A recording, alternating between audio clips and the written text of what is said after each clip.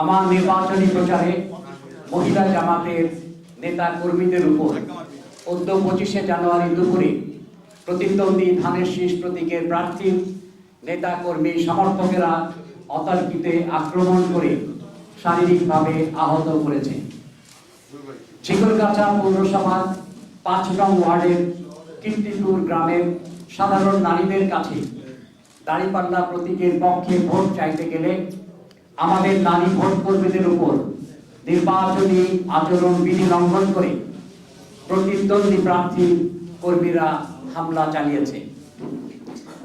হামলাকারীরা নারীদের গায়ে হাত দিয়ে শ্লীলতাহানির চেষ্টা করেছে, তাদের লাঞ্ছিত করেছে, হাতে থাকা মোবাইল ফোন সেট ছিনিয়ে নিয়ে ভাঙচুর করেছে। ভাঙচুরকৃত মোবাইল ফোন সেট আক্রমণকারীরা নিয়ে গেছে। এছাড়া নারীদের অকথ্য ভাষায় গালিগালাজ করা হয়েছে।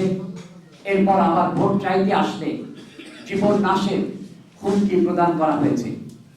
আহত নারী নেতা কর্মীরা হলেন রাফিজা, নাসিমা, কামরুন নাহার, তুলি, বিলকিস, জ্যোৎস্না সহ 10 জন। তারা প্রাথমিক চিকিৎসা নিয়েছেন।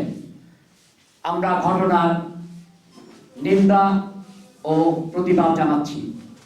হামলাকারীরা হলেন যুবদল নেতা আরাফাত রহমান কল্লোল, সবুজ, আহনাফ, সোহাগ সহ 10-15 জনের দল। হামলাকারীরা নির্বাচনী আচরণ বিধি ভঙ্গ করে আমার ভোট কর্মীদের উপর হামলা করে নির্বাচনী পরিবেশ বিনষ্ট করার পায়তারা করেছে। তারা প্রতিনিয়ত বিভিন্ন এলাকায় আমার নির্বাচনী কর্মীদের এবং সাধারণ ভোটারদের ভয়, ভীতি, হুমকি প্রদান করছে।